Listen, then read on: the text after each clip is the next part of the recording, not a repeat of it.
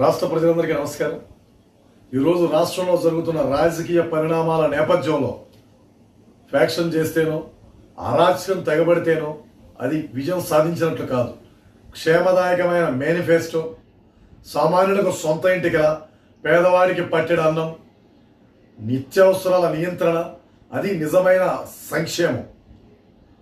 Private విద్యా సంస్థలు, స్కూళ్ళు, కాలేజీలు నియంత్రణ లేని ఫీజుల వలన సామాన్యుల జీవితాలు కుదేలైపోతున్నాయి.